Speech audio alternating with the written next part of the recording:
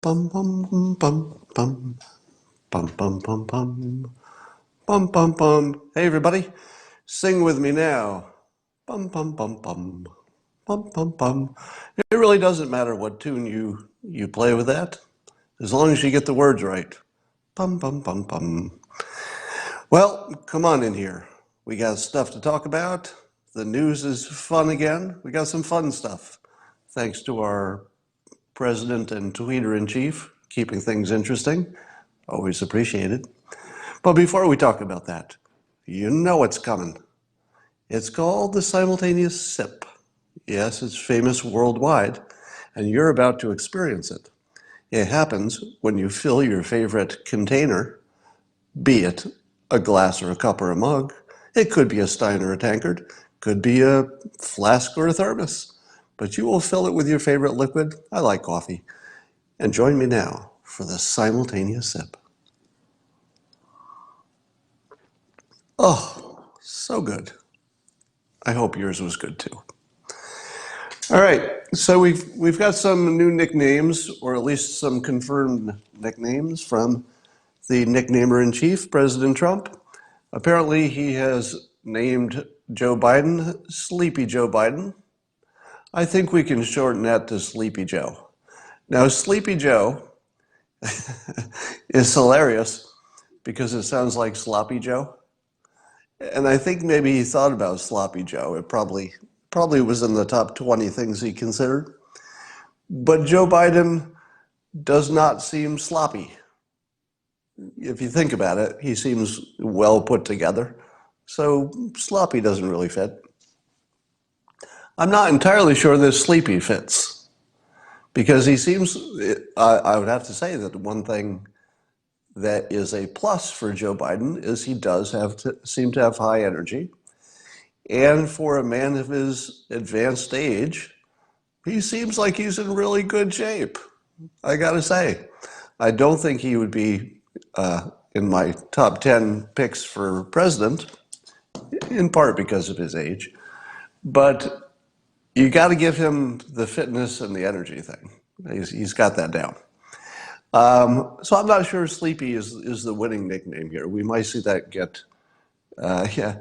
It could be that calling him creepy was, but Sleepy does rhyme with creepy. I don't know if that's an accident. So Sleepy Creepy Joe. I've got a feeling that Sleepy Creepy Joe is going to catch on faster than Sleepy Joe. And then we've got Crazy Bernie. Now, Crazy Bernie fits pretty well because one of the things that the president likes to do, and I don't think he did it true to form with Sleepy Joe, is that he likes to pick nicknames that you're reminded of whenever you see the person or you hear something about what they've done. So in the same way that Low Energy Jeb, you would be reminded of it whenever you saw him compared to the president's energy. And Crooked Hillary, you would be reminded of that every time there's some story of an allegation of Clinton Foundation or whatever. Even if it's not true, it's going to remind you of something crooked. With Bernie, he has enough policies that don't have good math behind them, according to his critics, that crazy is going to make sense. So you're going to be reminded of crazy quite often. But you may not be reminded of Sleepy with Sleepy Joe, except for maybe the fact that it's taking him so long to make a decision and get into the race, I guess. Although I would argue it makes sense for him to wait. So that's the nickname update. But the funny part about his tweet is that the president mockingly said he felt sorry for whoever runs against him. And he said, quote, "May God rest their souls." May God rest his soul, I guess.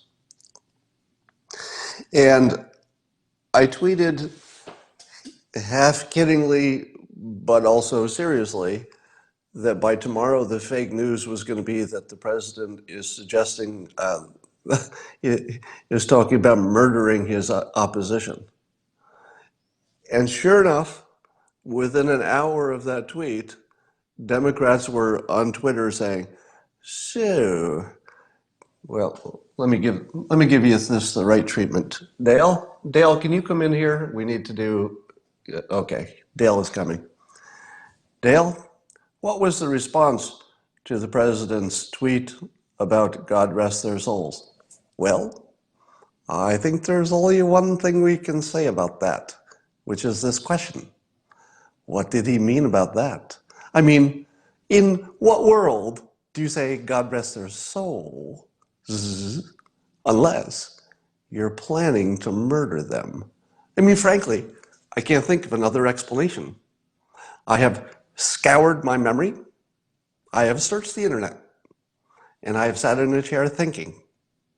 When I combine all that research, which I did myself, it turns out there is no other explanation for a tweet using the phrase, God bless their souls, except planning to murder and talking about it in public.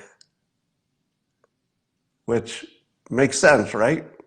You do plan your murders in public on Twitter? I think. That makes sense. Yeah, I'm going to go with that.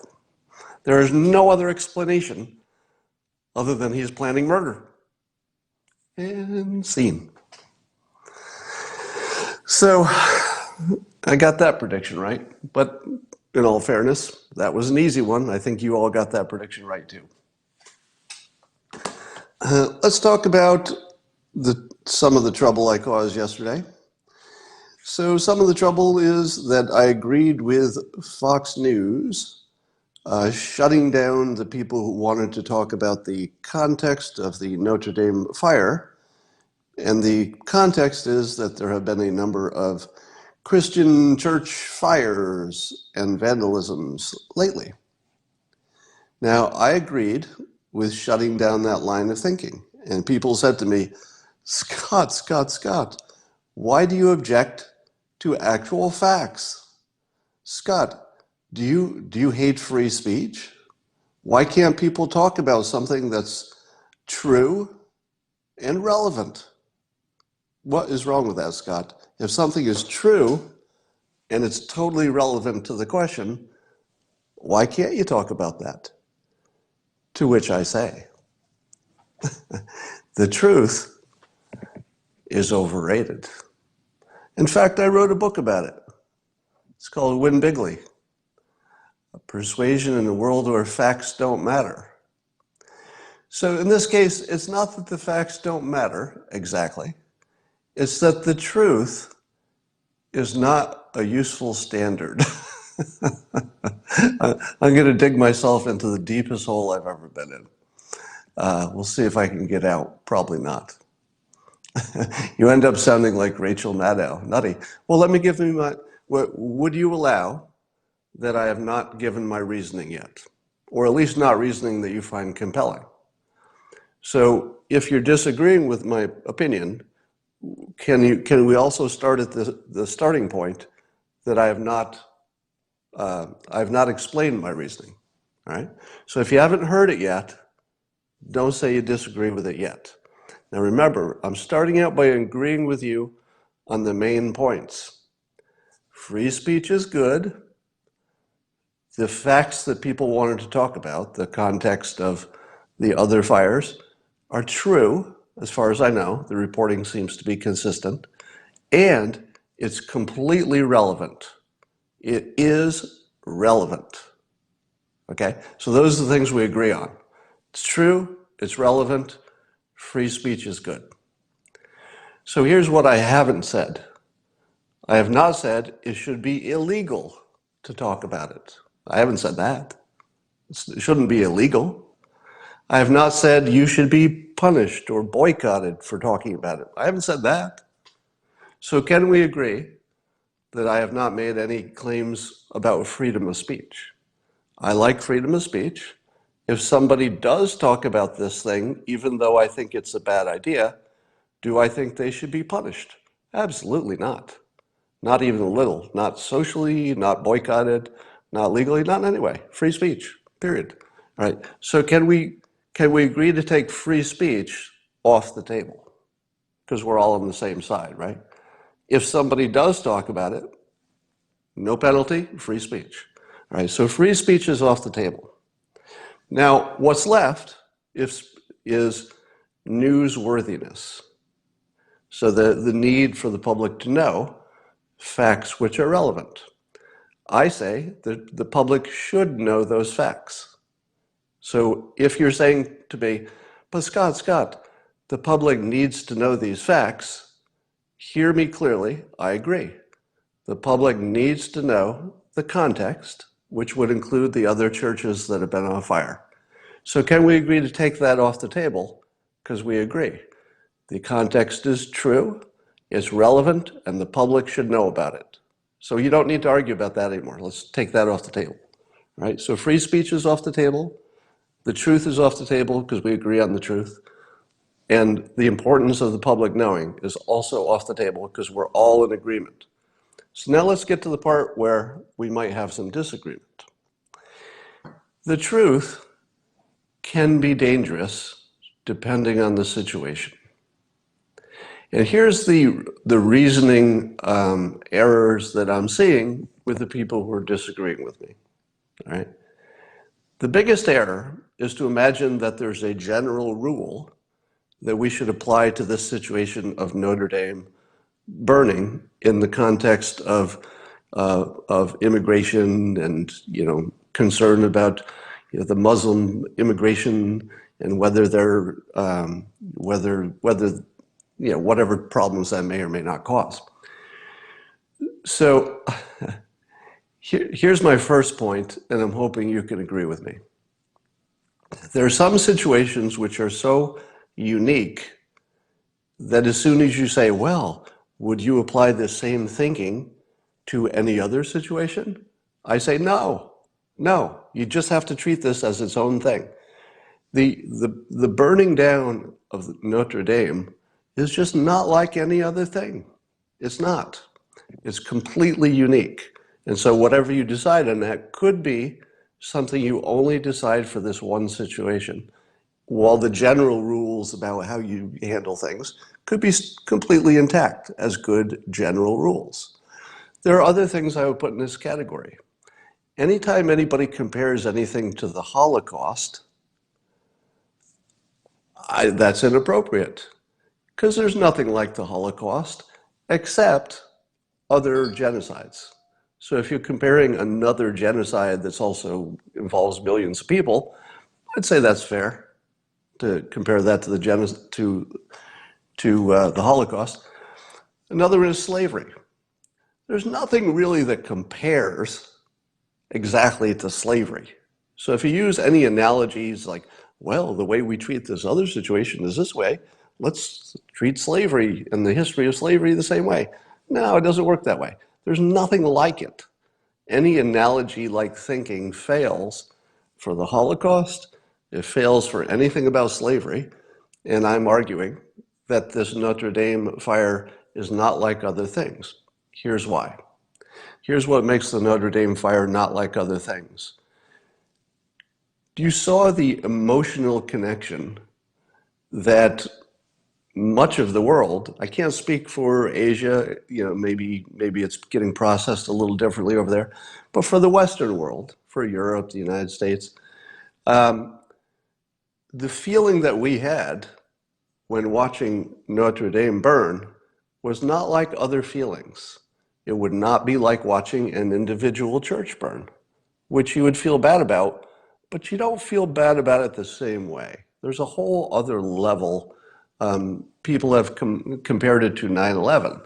Again, 9/11 is something you probably don't want to compare things to because it was its own thing. But in terms of just this one dimension of how people felt about it, it was up there. So from an emotional perspective, it was unparalleled for a fire. All right. So as fires go, it was unparalleled. That's my first point. The next thing you need to know is that the situation in Europe is not like any other situation has ever been in Europe. The volatility of the situation, trying to merge the different cultures, is pretty ticklish. And it's pretty ticklish in our country as well.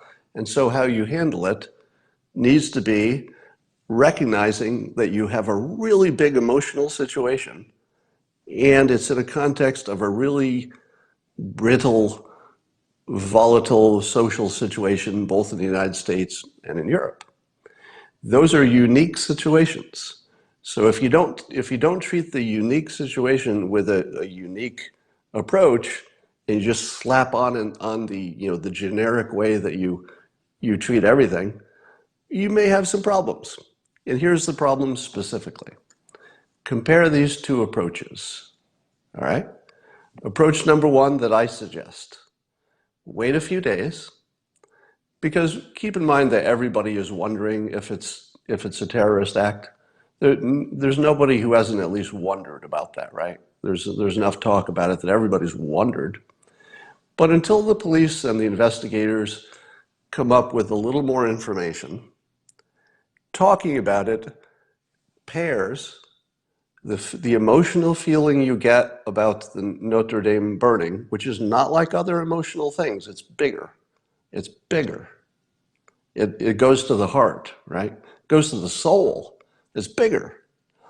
Pairing that with the idea that it might have been a Muslim terrorist act changes people's feeling about the people they live with in a way that may be disconnected from the facts. So let me put a little more meat on that.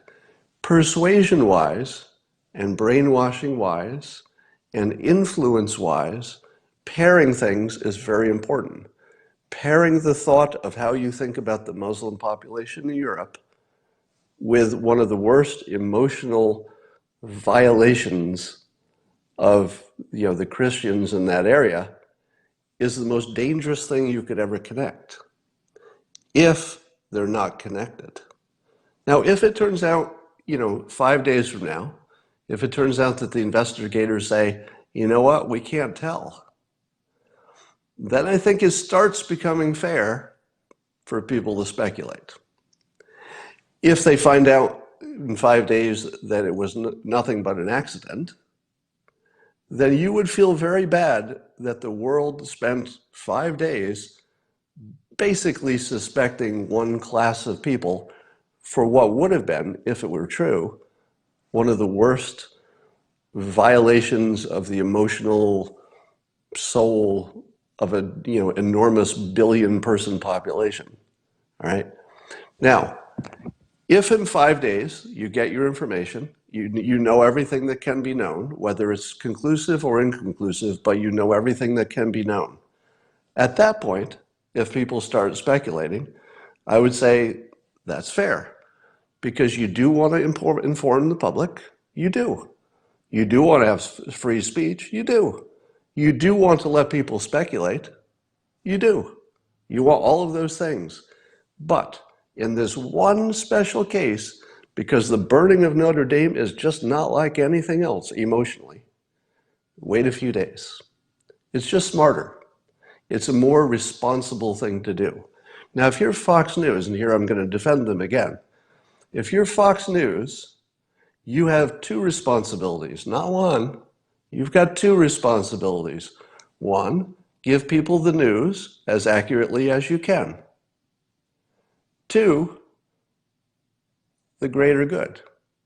Don't break the world. Don't break the world just to report the facts as soon as possible. Don't create a world war when none had to be created.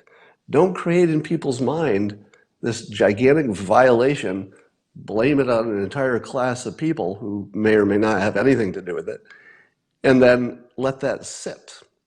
You've all seen, and you've all complained about, I think, when fake news comes out, it gets forwarded everywhere and everybody talks about the fake news. When the correction comes out, how much attention does the correction get? This much, right? So the fake news will dominate the correction because the fake news gets a lot of attention, but the correction doesn't. The same kind of effect would be here. If we spent the next 5 days doing nothing but speculating about all the churches that are burned and trying to connect that with Notre Dame, by the time the investigators said, let's imagine they say this, if they said it was an accident and were positive about it, it wouldn't frickin' matter. It would be too late. It would be too late, because 1/3 of the people who watched the speculation for a week would say, I don't believe it. They'd say, it feels like it was a Muslim attack. I hear what the investigators say, but they're probably lying. Because I've lived with this as my truth, speculative truth, for a week. I can't get it out of my head. Now, Shepard Smith and I think Neil Cavuto, and I assume that I don't know how much is their own decision versus there's a corporate guideline. I hope there's a corporate guideline, and I hope that they were just doing a credible, responsible thing within that guideline, which is you don't speculate on something that could cause somebody to get killed. If you can just wait a few days and then we have the information that we need, and then it's a little more fair to start speculating if we're reduced to that. Somebody says, I beg of you, move on. You just got blocked. All right. So that's my point. I think you got the point. I want to give some other examples in which the truth is harmful. One of the dumbest things that I see online is when people say, but what about the truth? You know, let's get the facts right. That's, you know, we can't think that way because the truth. And I often see that strategy is separate. Strategy is separate from truth. Let me give you a perfect example. My old buddy Hawk Newsom, who's associated with Black Lives Matter, was tweeting yesterday that white people don't understand the degree to which white privilege has benefited them and how the black community is at a disadvantage. Now here's a perfect example of something that's true and harmful. So compare these two strategies. Let's say you're an African-American man or woman and you want to get a job. And there are two things you can say on social media. One of the things you can say on social media is, I believe the white man is keeping the black man down. Let's say you've got some tweets that make that point. Well, I think you could make a good case that it's true.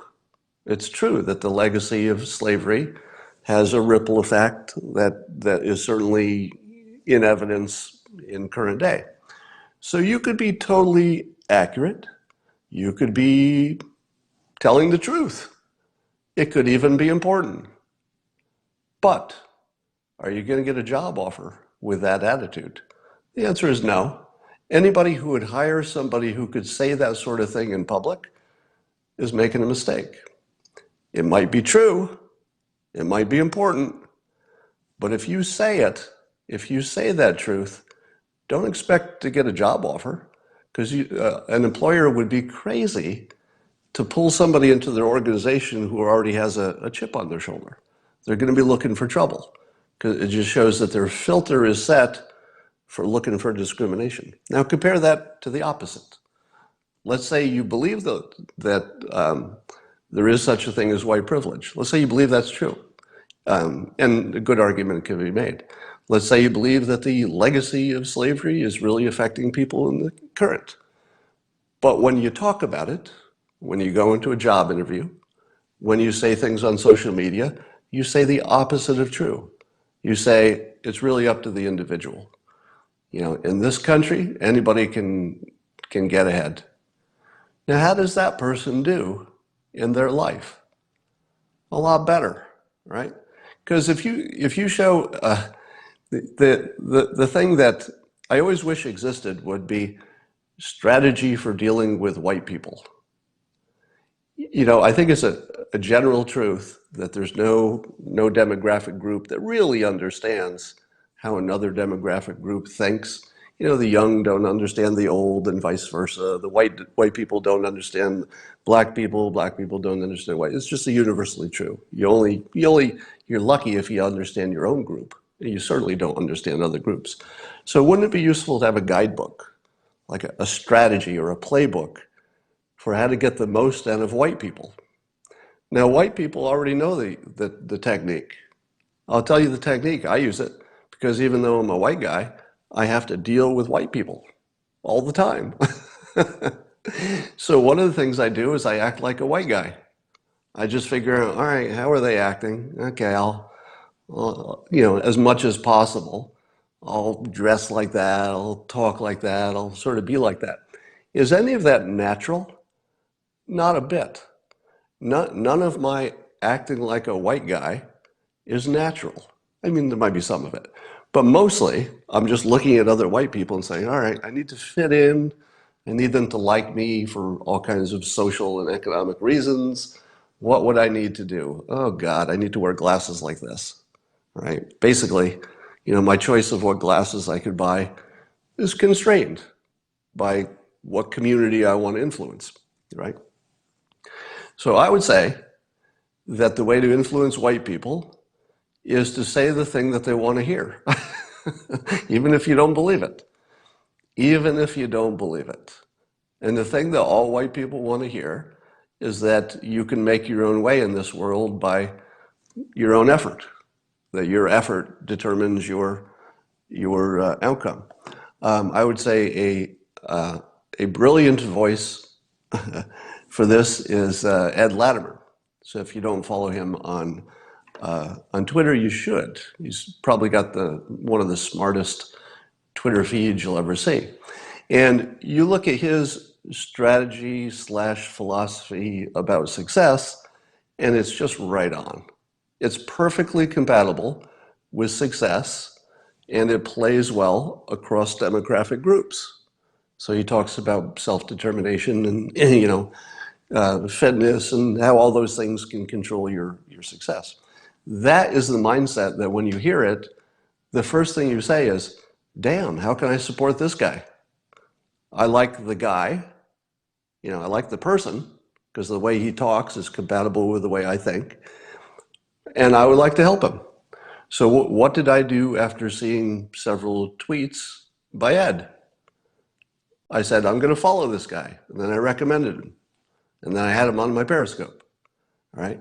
All of that is because his worldview was so compatible with what I think is a positive thing for the world, all right? And was he born thinking all these things and thinking the way he does? No, he wasn't born that way. It's something he figured out. He looked at the world, he lived in the world, he had experiences, and he figured out, this works, this doesn't work. I think I'll do more of the stuff that works.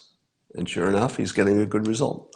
So I would say that the truth, we should always hold as a standard that, you need a good reason not to use the truth. But I'm giving you a good reason. Sometimes the truth is your worst strategy.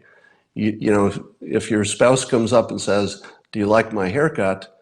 And you don't, maybe the truth isn't your best strategy, if you think it's a temporary situation. Speaking of haircuts, Donna Brazile has apparently been hired by Fox News, and I'm seeing a lot of reaction to that. Now, the people who say, how could you hire Donna Brazile? I don't think people realize that Fox News does hire people who are Democrats. It's part of the entertainment, is that they have the Democrat who will say the things that they can react to. But I wanted to say something that's completely off brand for me. I met Donna Brazile years ago in business context. We had some overlapping interests. That's not exactly accurate, but you don't need to know the backstory. It's not important. I met her once. That's all you need to know. And I was watching her on The Five on Fox News, and I just have to call out, she got the best frickin' haircut. Whoever either advised her or does her hair, oh my God, What an upgrade. I've never seen such a haircut upgrade in my life. I think she looks 10 to 15 years younger than she did 10 years ago. It's, I don't know, maybe she's doing some other stuff with her fitness or whatever, but her haircut is really exceptional. I can't stop looking at it. Some other people are saying the same thing. I know it's a personal decision, but it makes me wonder if that's a it makes me wonder if that's a Fox News effect, because Fox News is very smart about their programming. And if you haven't noticed it, check for this. I've said this before, but if you look at CNN, it's all talented, smart people who just happen to disagree with a lot of you. But you would agree they're generally good-looking, talented, multi-talented. They have talents across fields. They're very good. But everybody on CNN is sort of a version of the same person. Like they show their personalities, but in showing them, they sort of look the same, right? Even the men, the women, they all are sort of the same person over there on CNN. But Fox News is, I think, a little more clever in their programming and hiring. They get people who have personalities, like real, genuine, unique personalities. You know, there's only one Greg Gutfeld, right? There's nobody who's just like him. And Donna Brazile fits perfectly into that. There isn't really anybody like her. And she has a great sense of humor, you know, which is another characteristic that it's obvious that Fox News also hires for sense of humor. I don't know if they think of it that way, but it can't be a coincidence that literally everybody they hire seems to have a good sense of humor. And they're all unique. You know, Geraldo is not like anybody else, right? Jesse Waters, he's just not like anybody else. And you know, you could go down the line. There's only one Dana Perino, etc. If I left anybody out, it's not intentional. All right. There's a story about Kim Foxx over in Chicago. Some text messages of hers have been uncovered. And I thought it was fascinating because what people had been saying about Kim Foxx, now this is related to the Jussie Smollett case, or Smollett case, however you say it. And the thought was that she gave him an easy ride and that maybe the fix was in and she was trying to help him out, and maybe she interfered even though she said she recused herself. And then you see the text messages. And I think people are treating the text messages like it's a smoking gun. But that's not the way I read them, as usual. One of the things her text message said was that it seemed like they were overcharging him. There were 16 counts. And she said, my God, people already are accusing us of overcharging people, and we're charging him for more than you would charge for worse crimes. So she was questioning the reputation of her department for overcharging people. So now that you hear that and you say, that's sort of the thing you'd say if you were trying to help Jussie. But it wasn't really that context. It really just seemed like she was talking about the brand and about how do you manage the fact that people are already accusing you of overcharging. And then you're going to go overcharge the most famous person that's been charged. Well, it would be the dumbest thing you could ever do if people are already accusing you of overcharging. So I didn't see any bias in that comment. That comment just seemed perfectly fitting for that situation. But then the other thing was that she referred to him in a private text message. She referred to Smollett as a washed up celebrity. Now, if you're trying to help somebody, I don't know that you would just casually toss out a pretty demeaning insult to the person for no particular reason. It would have been completely and a character for what people imagined she was trying to do, which was to help him. So I would say that those text messages actually are good for her. My personal opinion is that seeing those messages makes me think that she was not putting the fix in for him. She was just trying to make sure the department doesn't overcharge. Now, the actual specific resolution, I don't know that she was directly involved in that. That's evidence. Evidence is missing. All right, couple of things. Let's talk about nuclear. I believe there are 2 Democrats running for president who are pro-nuclear, but I need a fact check on that. One I know for sure is Andrew Yang, but his website disappointingly does not talk about Generation 4. And it should.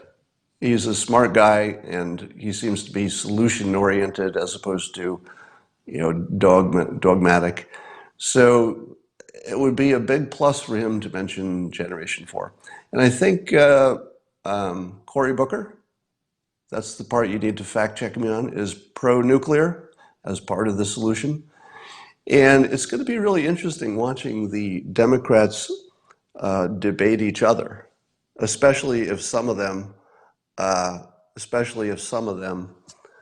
are pro-nuclear. So I'm waiting to see how that sorts out.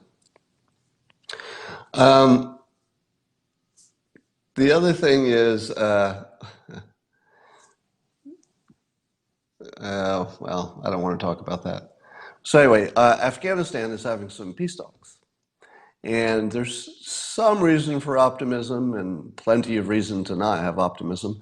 But the reasons for optimism that I just heard on Fox News with General Keane, he was talking about, it's the first time that Pakistan has been pushing the Taliban to make peace.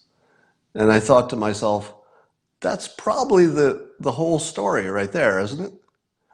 If Pakistan is pushing the Taliban hard to make peace for the first time, then I would say that's a big deal. And apparently the Taliban is promising to treat women properly, but within an Islamic context. I don't know how properly that is, but at least they're talking about it, right? They're talking about women going to school, etc., girls going to school. All right, and here's what I want to add to the conversation. What does it do to the Taliban to watch ISIS lose all their territory? What is the mental effect of President Trump just eradicating ISIS? I think the mental effect is that it just doesn't feel like a winning path to fight the United States for eternity. It just doesn't feel like that's the fastest path to get to a better place. So I have this feeling that the fact that the president simply exists and had successes in other places probably affects the Taliban to the extent that they're paying attention to the world, and I don't know how much they are. We're seeing reports that I would not consider reliable, that North Korea has, quote, signs of nuclear processing. So that probably satellite pictures or some other kind of intel is telling us that there's signs that North Korea's starting to get restless. Here's the first thing you should say about that. Anonymous source? Who is it who says that? Tell me exactly who's telling us that North Korea has signs of processing nuclear stuff. Who exactly? So first of all, it's not believable, even if it's true. It's not credible because the reporting about this topic and anonymous sources, yeah, I mean, it's just not believable. But let's say it's true, just hypothetically. Let's say it's true. The satellites have actually determined that there's something that looks exactly like North Korea, that looks exactly like North Korea processing nuclear stuff. Would that be surprising? No, I would expect that. Wouldn't you? Wouldn't you expect that North Korea, in order to shake the box a little bit, get things moving a little, that they might They might show a little bit of a tell for continuing the process. So I would think that that would be negotiating 101. Why should they just discontinue their threat when they're getting nothing in return? So probably it makes sense for them to show a little threat. Now, it might also be possible that the people who have worked at these facilities don't know what else to do. So if it was your job to work at one of these nuclear facilities, what do you do? Do you go to work? And if you go to work, do you work? Do you drive around in your truck? Do you make it look like you're doing something? Do you get ready to prepare some, do you prepare to do something that you're not actually going to do? Do you do any tests or trials? Do you rebuild a building just in case you need it later? And so, so the question I asked myself is, does it matter? Does it matter at all that it looks like there's some, activity that might be stuff we wish they weren't doing? Probably not. Probably is completely irrelevant, because the thing that Trump did is more important than taking their nukes away. The thing he did was he took away their reason to point them at us. They just sort of don't have a reason. Now, I did worry that North Korea was going to wait until after 2020 to get serious. And I still think they might. I feel as if the only security that Kim Jong-un feels is his personal relationship with Trump. And he should be quite worried that if Trump were to lose the re-election, that he'd be dealing with a new leader who needed to show that he or she was tough, and would cause him to go right back to square one of, oh my God, I don't know, are they going to attack me or what? So if you're Kim Jong-un, your best play is to pretend you're doing some nuclear stuff without crossing the line where we have to get tough again, just sort of a suggestion of it, and to wait 2 years. So you should be amazed and surprised if Kim Jong-un makes any kind of a deal before the 2020 election. He just shouldn't. It wouldn't be smart, unfortunately. He should wait. He should stall. As long as we're not threatening to attack tomorrow, and we're not, he should stall. Find out what the next president is going to have in store for him. Now, once that election is over, then he's got to decide, do I stall another 4 years? Because again, Trump is unique. You don't know if the president after Trump is going to be a badass who just, wants you to get rid of all your nukes and all of your security, etc. So I would not expect North Korea to make a formal deal in the next 2 years for sure. I would expect them to stall, but not test missiles and not do something that would guarantee a military, tit for tat. All right. The Mueller report is coming. The one thing that everybody is sure of about the Mueller report, what's the one thing we're all sure of? The one thing we can know for sure with the details of the Mueller report is that it won't change anybody's mind. That the Democrats will find all kinds of bad things there. The Republicans will say, yeah, some are true, some are not true, some are out of context, but there's nothing there. So I'm pretty sure you're not going to find, any collusion obstruction that is legally actionable. But have you ever seen a clearer example in which information doesn't change opinions? Absolutely nobody is going to, well, there might be a few, but for the most part, people are not going to change their opinions even as all the data changes, or at least they have data where they used to not have data. So what does it mean to realize that information is not driving anybody's opinions? It just isn't. It should be this big awakening, which I warned you about in 2015. I told you that in the age of Trump, we would come to learn that facts don't matter to our decisions. They do matter to the outcomes, of course. And if you had a choice, you'd want to be closer to the facts than not. But for persuasion purposes and the way we make decisions, we just don't use data and we just don't use logic. It's just not something we do. And you'll see that in the Mueller report. So by now, is it true that the president knows what's in the Mueller report? Would it be true to say that the president has already been briefed exactly what's going on there? Likely, and apparently they're putting together some kind of response. So there'll be the Mueller report, and then there'll be the Trump's lawyers' responses. But that doesn't tell us much, because the lawyers would probably want to respond about anything that seemed out of context. So they'd probably want to soften anything that looked like it could be turned into something that maybe wasn't anything. So the fact that they're preparing a response probably doesn't tell you necessarily that there's anything bad in there. But I think the smart money says there'll be at least a few things that are at least embarrassing in some way. All right, there's news that the scientists have 3D printed a human heart. That's right. Scientists have used a 3D printer to make a working, biologically human heart. That's already happened.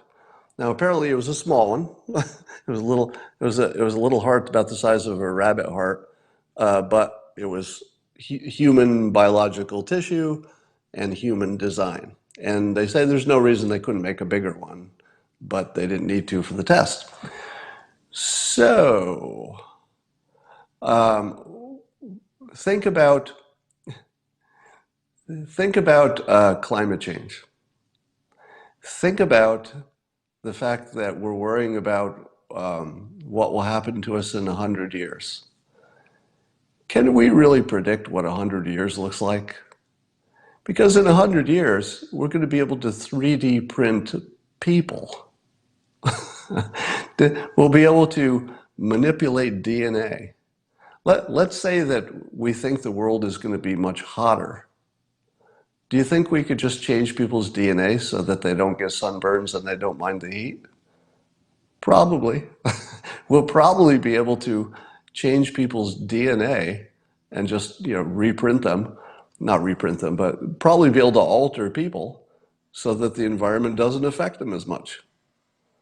It does seem possible that you could change somebody's genes to the point where they were less susceptible to sunburns. And that seems like it'd be easy.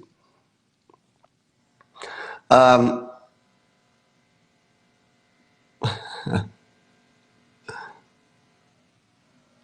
right, I'm just looking at your comments here.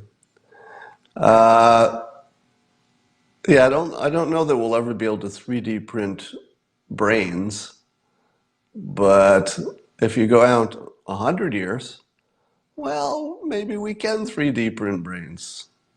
Because who was the futurist? It was Kurzweil. And years ago, he made this prediction. He said that the technology for scanners is getting better and better. So our ability to do an MRI and to scan people's body parts, if it just continues improving, you'll be able to scan a living brain at the level that you could reproduce it. Because you could scan it perfectly, you would know all the parts. Now, if you could scan a living brain, and you could scan it at a detail where you could see all of it. I mean, you could just see everything in there, the exact architecture. And you have a 3D printer that could reprint that same architecture in detail with human tissue. I don't know. Can you reproduce a brain? Because it seems like it's almost transporter technology, isn't it? One of the things about Star Trek with the transporters is when the first person disappears in the transporter, and then allegedly that same person appears somewhere else. Is it really the same person? Is it? Because it seems to me that the first person just disappeared. The second person is sort of a new person, just happens to be identical to the first one. So will we care if we ever got that technology where you could scan me where I am, and then when the 3D printer, let's say it's faster, just a faster 3D printer, could I have a 3D printer reprint me on another planet and then kill the Earth copy? Well, you wouldn't have to kill it, you could keep it alive. But couldn't I be transported to another planet in a distant galaxy as long as I could send bits? I'd have to have a 3D printer there, but I could scan me on this planet, send the signal to the far galaxy, and reprint myself living in another planet. All right, you lose quality with every copy. That's probably true. That's all I got for today. Anybody have any questions? What time is it? It's time for questions. I will look at your comments for a moment here. That was the plot in The Prestige, was it? Oh, let's talk about Star Trek Discovery. If you're a fan of the Star Treks, as I am, I've watched every Star Trek series. I've liked most of them, except Deep Space Nine, which was a disaster. But there's a new Star Trek on CBS All Access Pass or something. You have to pay for it. But I like it the best. The current Star Trek is really, really good. The first season of it showed great potential, but seemed a little confused. By the second season, it's really good. And I'm seeing people say no. If you didn't like the first season, I could understand why. It seemed a little confused, but I still loved it. But the second season is tight. It's the best. It's the best of all the Star Treks, as far as I can tell. Best actors. And here's the reason why. I would say that the top 3 or so actors on Star Trek Discovery are 3 of the best just actors that you've seen in the Star Trek universe. All right. Anybody else have a question? Okay, I think we've done everything we need to do for today, and I will talk to you all later.